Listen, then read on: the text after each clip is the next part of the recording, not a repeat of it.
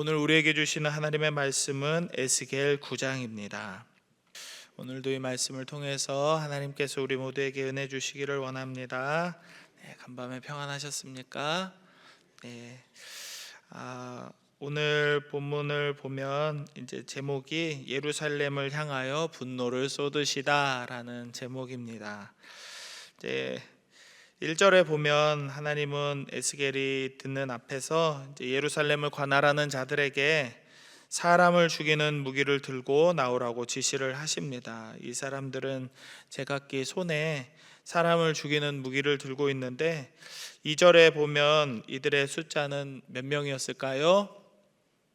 6명입니다. 6명. 근데 이들 중 한 사람은 이제 다른 복장을 하고 있어요. 가는 베옷을 입고 그리고 이제 먹그릇을 차고 있죠. 먹그릇을 차고 있습니다. 그리고 이 가는 베옷을 입은 사람에게는 뭔가 추가적인 명령을 하나님께서 내리고 계십니다. 그게 뭐냐면 2절부터 4절에 나와 있습니다. 제가 읽어드립니다.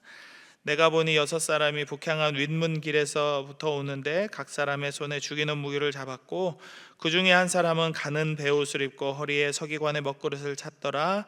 그들이 들어와서 놋제단 곁에 서더라. 그룹에 머물러 있던 이스라엘 하나님의 영광이 성전 문지방에 이르더니 여호와께서 그 가는 베옷을 입고 서기관의 먹그릇을 찬 사람을 불러 여호와께서 이르시되 너는 예루살렘 성읍 중에 순행하여 그 가운데 행하는 모든 가증한 일로 말미암아 탄식하며 우는 자의 이마에 표를 그리라 하시고, 이제 이스라엘 사람들 중에 특별히 이제 예루살렘 성전 안에서 우상 숭배와 여러 가지 하나님께서 불편하게 여기시는 사악한 일들을 행하는 사람들을 보면서 탄식하면서 우는 사람들 이마에다가 표를 그려주라고 하는 겁니다. 왜 탄식할까요? 왜 탄식할까요? 이러면 안 되는데 하나님의 마음으로 슬퍼하는 거죠. 똑같이 사람들의 마음으로 이게 요즘에 유행하는 예배 방법인가 봐. 요즘에 교회는 다 이렇게 하는 거야. 요즘 새로운 신학이 이렇게 됐어. 요즘 추세가 이런 거야. 시대가 이렇게 변했어. 라면서 사람의 말에 끌려가지 않고 이 사람들은 하나님의 관점으로 탄식한 겁니다. 저렇게 하면 안 되는데. 저렇게 하면 안 되는데 하는 그 탄식하는 사람에게, 악행을 거절하고 슬퍼하는 사람에게 이마에 표를 그려주라고 말씀하신 것이죠. 이제 3절의 말씀에 보면 이제 그룹에 머물러 있던 이스라엘의 하나님의 영광이 어디로 옮겨갔다고 나오나요? 성전 문지방으로 이르렀다라고 표현합니다. 주석을 보면은 이 표현을 이렇게 해석해요. 이제 심판의 첫 번째 단계로 하나님께서 지성소의 그룹, 그러니까 천사들이 날개로 이렇게 덮고 있는 그 지성소에 머물러 있던 이 하나님의 영광을 거두셔서 이제 성전 문지방으로 이제 나가시려고 하는 겁니다. 이제 밖으로 나가시는 거죠. 그 영광이 성전을 떠나려고 하는 겁니다. 하나님의 영광이 서서히 성전을 떠나는 것은 유다 백성이 하나님께서 계셔야 할 곳에 온갖 우상들을 갖다 놓았기 때문에 그것이 싫고 역겨워서 하나님께서 떠나시는 것도 있지만, 한편으로는 하나님께서 이제 직접 이스라엘을 심판하시겠다라는 목적으로 이렇게 보는 견해도 있습니다. 어쨌든 이제 먹그릇을 찬 사람은 예루살렘 성읍을 돌면서 우상 숭배 행위로 인해서 탄식하면서 우는 자들의 이마에 표를 합니다. X자를 이렇게 했는지 동그라미 했는지 V자를 체크했는지 우리는 아무도 몰라요. 어떤 모양을 그렸는지. 그런데 그 표가 있는 사람은 살고 그 표가 없는 사람은 다 죽었습니다. 이 표는 그 창세기에 나오는 가인에게 주어진 표처럼 일종의 보호 장치에 해당하는 거죠. 가인도 동생을 죽인 죄를 저질렀지만 죄인임에도 불구하고 하나님께서 그 생명을 거두지는 않으셨어요. 그리고 너를 해치는 사람한테는 내가 벌을 7배나 내리리라 하면서 이렇게 이마에다 표를 그려줬잖아요. 그런 느낌이죠. 우리는 모두 다 죄인이고 다 그 안에 있는 사람이지만 그래도 하나님께서 아니다 하시는 일에 우리 이거 아닌데 라고 탄식하는 자들에게는 하나님께서 은혜를 주신다는 겁니다. 이 표는 표식이 없는 자들에게는 죽음의 표식이 될 수밖에 없겠죠. 그들을 죽이는 자의 눈에 불쌍히 보이지도 않고 긍휼을 얻을 수도 없습니다. 성소가 심판의 출발점이 되는 것은 어떻게 보면 당연한 이야기지만 하나님께서 예배하는 성소가 더 이상 하나님을 믿고 따르는 백성들의 피난처 역할을 하지 못함을 의미하지 않을까 저는 생각합니다. 그래서 성소가 심판의 출발점이 되는 이유는 하나님의 거룩하심이 가장 많이 더럽혀진 곳이고 하나님의 율법이 가장 많이 범해진 곳이기에 하나님께서 그 진노의 시작을 성소로부터 했다라고 생각할 수 있는 것이죠. 무엇보다도 이제 8장에 어제 보셨을 텐데요, 언급되었던 이 우상 숭배자들이 가장 먼저 심판을 받게 될 것은 당연한 일입니다. 6절의 말씀 같이 한번 읽어볼까요? 6절입니다. 시작. 늙은 자와 젊은 자와 처녀와 어린이와 여자를 다 죽이되 이마에 표 있는 자에게는 가까이 하지 말라. 내 성소에서 시작할지니라 하시매 그들이 성전 앞에 있는 늙은 자들로부터 시작하더라. 아멘. 이 6절에 보면은 각주가 하나 있는데요, 그 숫자 2라고 써 있는 늙은 자들 밑에 각주에 뭐라고 다른 번역이 돼 있나요? 네, 장로 또는 장로 이렇게 나와 있잖아요. 근데 여기서 말하는 이 장로는 우리 교회 안에 있는 이 장로님들하고는 좀 호칭만 갖고 역할은 다른 의미입니다. 그 존재가 다른 사람들이에요. 구약 시대의 장로는 신약 시대의 장로하고 또 다르고요. 신약 시대의 장로는 지금 우리 시대의 장로하고는 또 다른 의미입니다. 구약 시대의 장로들은 신앙의 지도자들이면서 동시에 이제 그 자기 지파의 집안의 공동체를 이끌어가는 정신적인 리더 역할, 실제적인 리더의 역할을 감당하는 그런 사람들이었습니다. 하나님은 가장 먼저 하나님의 법을 알고 누구보다 더 신실하게 하나님과 교회와 성도들을 위해 헌신해야 될 자들에게 책임을 물으시는 것이죠. 로마서 2장 9절 10절의 말씀을 읽어드리겠습니다. 악을 행하는 각 사람의 영에는 환난과 곤고가 있으리니 먼저는 유대인에게요 그리고 헬라인에게며 선을 행하는 각 사람에게는 영광과 존귀와 영광이 있으리니 평강이 있으리니 먼저는 유대인에게요 그리고 헬라인에게라 라고 이렇게 말씀하셨어요. 그러니까 그 법을 아예 모르면 몰라도 이제 법에 대한 어떤 처벌은 받습니다. 그러나 그것을 알고 일부러 저지르는 것, 그것은 가중 처벌 받는다는 것이죠. 우리나라는 조금 그게 좀 약했던 것 같은데요. 그 일제 강점기가 이제 끝나고 해방되었을 때 우리나라는 이제 그 친일파에 대한 어떤 처벌이 좀 약했어요. 처벌이 약했습니다. 그런데 이제 유럽 같은 경우에는 유럽에서도 이제 2차 대전이 일어났을 때 친나치를 했었던 사람들이 나라마다 있었습니다. 먹고 살려고. 그런데 이제 뭐 다른 나라는 제가 잘 모르겠는데 그 프랑스의 드골 대통령이라는 사람이 있었어요. 그 사람 같은 경우는 아주 혹독하게 이 나치에 협력했던 부역자들을 공개 처형했습니다. 지식인일수록 더 심하게 처벌했었던 것 같아요. 왜냐하면 더 영향력 있는 사람, 많은 사람들에게 진리를 가르쳐야 되고 더 영향력을 주면서 이제 옳은 길에 서야 한다라고 말할 수 있어야 하는 그런 사람들이 오히려 앞장서서 나치에 부역했던 일들을 이렇게 더 심하게 처벌했던 것이죠. 바로 딱 그런 느낌입니다.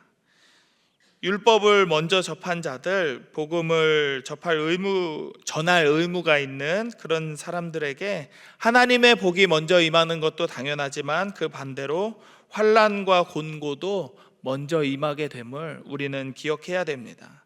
그런데 여기서 좀 우리 상식하고는 좀 안 맞을 수 있는 일들이 있어요. 그건 바로 성전 안에서 사람을 죽이는 것이야말로 성전을 가장 더럽히는 일이 아닐까 싶은 건데요. 이제 8장에 언급된 이제 범죄 행위자들은 모두 심판을 받게 될 거예요. 그래서 에스겔은 엎드려서 기도하면서 하나님께 항변합니다. 8절의 말씀입니다. 그들이 칠 때에, 그러니까 6명의 그 사람들이 이스라엘 백성들을 칠 때에 내가 홀로 있었는지라 엎드려 부르짖어 이르되 아하 주 여호와여 예루살렘을 향하여 분노를 쏟으시오니 이스라엘의 남은 자를 모두 멸하려 하시나이까 라고 이렇게 에스겔이 울면서 기도하죠. 여기에 하나님은 9절 10절의 말씀으로 에스겔의 기도에 대답하세요. 같이 한번 읽어볼까요? 9절 10절 시작. 그가 내게 이르시되 이스라엘과 유다 족속의 죄악이 심히 중하여 그 땅에 피가 가득하며 그 성읍에 불법이 찼나니 이는 그들이 이르기를 여호와께서 이 땅을 버리셨으며 여호와께서 보지 아니하신다 함이라. 그러므로 내가 그들을 불쌍히 여기지 아니하며 긍휼을 베풀지 아니하고 그들의 행위대로 그들의 머리에 갚으리라 하시더라 라고 하나님께서 말씀하셨어요. 유다 백성의 죄가 돌이킬 수 없을 정도로 중하고 예루살렘이 불법으로 가득하기 때문에 그들을 벌하지 않을 수 없다 이렇게 말씀하시는데요. 이런 상황에서도 9절에 보면 이스라엘 사람들이 이렇게 말하는 거죠. 그들이 이르기를 여호와께서 이 땅을 버리셨으므로 여호와께서 보지 아니하신다 이렇게 하나님한테 불평하는 거죠. 우리가 잘못했습니다. 하나님 우리가 죄인입니다. 우리를 불쌍히 여겨주십시오. 우리를 살려주세요라고 하나님한테 간청하는 것이 아니라 자기들 상황이 불편해지니까 하나님이 이 땅을 안 돌보고 있네, 하나님이 게으르네, 하나님이 나빴네 라고 하면서 자신들의 어떤 상황과 환경을 하나님 탓으로 돌리면서 불평하는 것이죠. 그래서 결국 먹그릇을 찬 사람의 표식이 없는 사람은 모두 반드시 심판을 받을 것이다 라고 말씀하시는 거예요. 근데 이런 말씀을 볼 때 우리는 하나님 앞에 잘못하면 죽는데, 율법을 저지르면 죽는데, 하나님 눈에서 벗어나면 다 죽는데, 이런 죽는다라는 사실에 집중해야 될 것이 아니라 그럼에도 불구하고 표식을 받은 사람은 어떻게 살았어? 그리고 그 표식을 주시는 하나님의 마음은 어떨까라고 그 하나님을 바라보아야겠습니다. 이것은 분명 환난 중에서도 긍휼히 여기시는 하나님의 은혜이고 어떤 상황 속에서도 하나님의 말씀의 기준으로 살아가는 사람에게 생명을 약속하시는 하나님의 도우심이라는 이야기이기 때문입니다. 사랑하는 여러분, 세상의 일이 아무리 힘들고 어려워도 죽음보다 두려운 것은 없습니다. 죽으면 다 끝나기 때문이죠.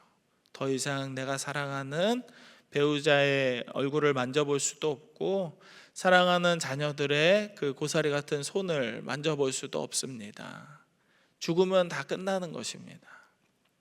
그래서 며칠 전에 이제 한 가장이 이제 직장에서 괴롭히는 이 직장 상사의 괴롭힘과 이 따돌림이라고 그래야 되나요? 아무튼 그 괴로움을 견디지 못하고 어린 자녀를 두고 이제 자살한 이제 젊은 이 가장의 기사를 봤어요. 그런데 정말 죽을 수밖에 없었을까? 아무리 힘들어도 직장을 나오는 방법은 생각해보지 않았을까? 그 마음이 너무 괴로웠어요. 너무 공감이 되고, 그러니까 저도 아빠니까 아 아빠니까 저희 딸이 막 말을 안 듣고 그래도 이 인간을 두고 내가 먼저 죽으면 안 되는데 그런 생각을 하는데 그 아빠의 마음은 오죽했을까. 막 유서를 썼는데 그 마지막에 저는 죽고 싶지 않습니다, 이 말을 마음이 너무 막 찢어졌어요. 그런데 정말 죽는 거 말고는 다른 방법이 없었을까. 오죽이나 괴로웠으면 그런 선택을 했을까 싶었어요. 그런데 그 사람은 그런 상황 안에 갇혀 있었고 이 정신적으로 괴로움을 당하고 있었기 때문에 그런 선택을 스스로 했던 것이죠. 그런데 좀 안타까운 이야기지만 죽음보다 더 두려운 것은 없습니다. 차라리 죽지 말고 다른 길을 선택해 봤으면 어땠을까 싶은데요, 죽음은 한순간의 고통이 아니고 영원한 하나님과의 단절이고 절망이기 때문에 그렇습니다. 단절이 된다는 것, 그것이 죽음의 가장 큰 고통입니다. 뭐 죽으면 끝나지 뭐, 내가 이 꼴 보느니 죽는 게 낫겠다, 내가 그 일을 하느니 차라리 죽는 게 낫지 하는 분들 다시 생각해 보시기 바랍니다. 죽음은 하나님과의 영원한 단절입니다. 더 이상 소망이 없습니다. 살아있다면, 생명이 있고 호흡이 있다면 차라리 어떤 병실에 누워 있더라도 마음속으로나마 내가 예수님을 믿고 십자가 은혜로 구원받고 싶습니다, 이렇게 돌이킬 수라도 있게 되는 것이죠. 그러나 죽음은 다 끝납니다. 더 이상 돌이킬 수도, 하나님 앞으로 다시 돌아가고 싶어도 돌아갈 수 없게 되는 것이죠.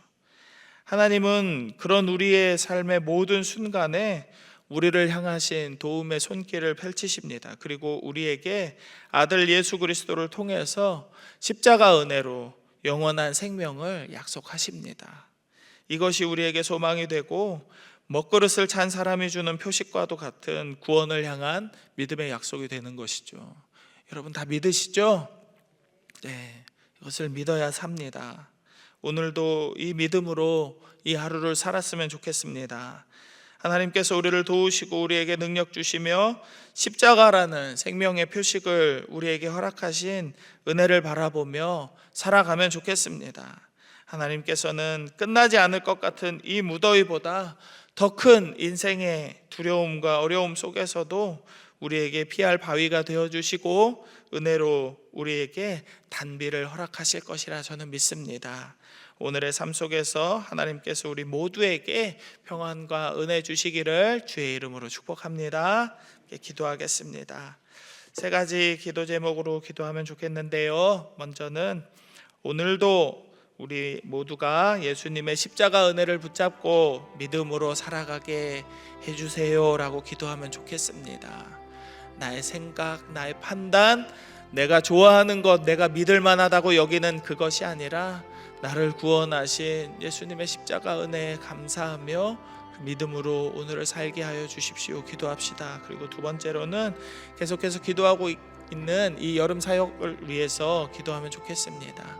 사랑하는 우리 다음 세대 자녀들, 청년들, 그리고 단기 선교를 통해서 만나게 될 치앙마이의 많은 이 태국 현지인들에게 하나님 은혜 주셔서 십자가 은혜를 붙들고 살아가는 저들의 삶이 되게 해달라고, 그리고 이 사역을 준비하는 모든 이들에게 하나님께서 성령 충만함을 달라고 기도하면 좋겠습니다. 그리고 3번째로는 이 온 세계를 위해서 기도하면 좋겠습니다. 지금 우리나라뿐만 아니라 온 세계가 기상이변으로 어떤 곳엔 엄청난 더위로, 어떤 곳엔 엄청난 추위와 엄청난 폭우로 많은 사람들이 괴로움을 겪고 있는데 하나님께서 우리 모두를 불쌍히 여겨주시고 이 지구에 살아가고 있는, 이 창조세계에 살아가고 있는 모든 이들을 하나님 긍휼히 여겨 주옵소서, 회복시켜 주옵소서. 이 3가지의 기도 제목을 놓고 함께 기도하도록 하겠습니다. 하나님, 오늘도 주의 말씀 안에서 이 하루를 시작하고 하나님 앞에 기도로 간구하며 은혜를 구하며 이 하루를 시작할 수 있도록 인도하여 주심에 감사를 드립니다. 하나님, 우리는 연약하고 우리는 무지하고 우리는 죄 많은 감사드리지만 주여 우리를 불쌍히 여겨주시어서 우리에게 허락하신 예수 그리스도의 그 십자가 은혜만을 바라보며 그 표식을 붙들고 생명의 안식을 얻는 우리들이 되게 하여 주시옵소서. 천국을 소망하며 살아가는 우리들의 발걸음 가운데 하나님 항상 동행하여 주시고 이 믿음이 흔들리지 않도록 언제나 주의 말씀과 성령으로 우리 모두를 충만하게 채워 주시옵소서. 그래서 우리의 발걸음이 좌로나 우로나 치우치지 아니하게 하여 주시고 믿음으로 한 걸음 한 걸음 걸어가는 우리의 발걸음을 통하여서 또한 많은 이들이 하나님을 알고 예수 그리스도의 십자가 은혜를 인격적으로 영접하는 은혜를 얻게 하여 주시옵소서. 여름 사역을 준비하고 있습니다. 사랑하는 우리의 다음 세대의 아이들과 청년들도 이 믿음 안에서 자라날 수 있게 되기를 원합니다. 주여 저들에게도 십자가 은혜가 평생의 기쁨이 되게 하여 주시고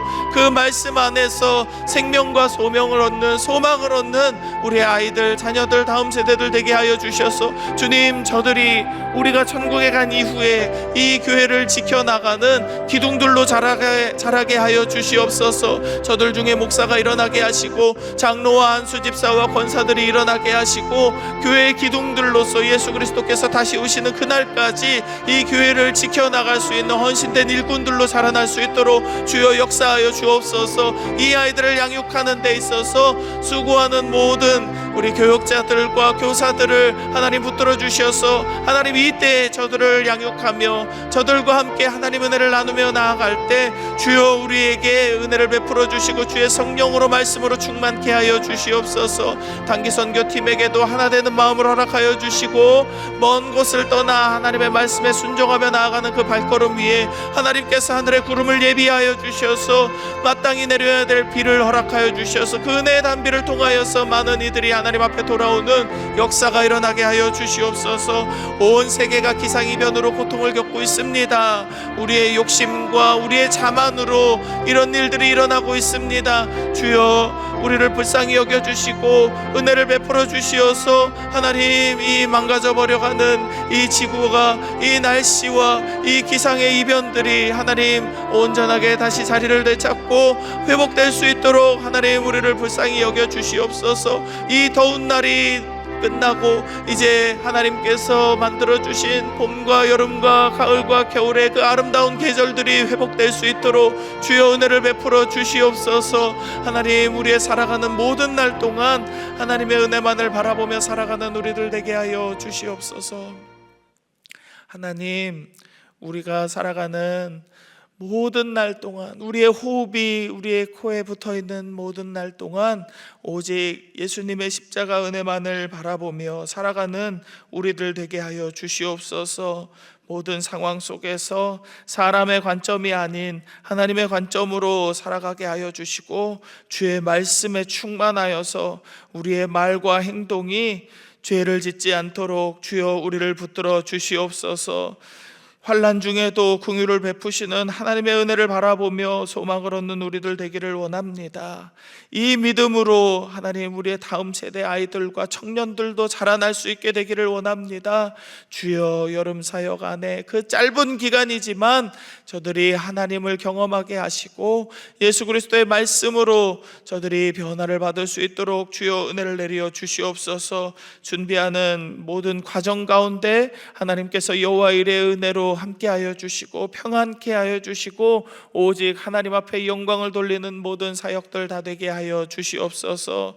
이 나라와 민족과 온 열방 가운데 하나님께서 은혜를 주셔서 하나님 어떤 곳에는 무더위로, 어떤 곳에는 말할 수 없는 가혹한 추위로, 어떤 곳에는 너무 많은 비로 고통을 받고 있는 세계 곳곳에 많은 나라와 민족들을 기억하여 주셔서 주님 우리를 불쌍히 여겨주시고 우리를 용서하여 주셔서 우리의 욕심으로 망가뜨리고 있는 이 지구를, 이 온 열방이 살아가는 이 창조 세계를 하나님 회복시켜 주옵소서. 그래서 이 무더위가 끝날 수 있도록 하나님 은혜를 내려주시고 하나님께서 우리에게 허락하신 봄, 여름, 가을, 겨울의 아름다운 계절들이 다시금 돌아올 수 있도록 하나님 은혜 내려 주옵소서. 온열 질환으로 인하여서 고통받고 있는 모든 어르신들과 어린 아이들을 기억하여 주셔서 하나님, 오늘도 저들이 강건한 이 하루를 살아갈 수 있도록 함께하여 주시고, 하나님 앞에 간절한 마음으로 기도하는 모든 광양제의 성도들의 기도 가운데 하나님 응답하여 주시기를 다시 한번 간절히 소망하오며 거룩하신 예수님 이름 받들어 기도드립니다. 아멘.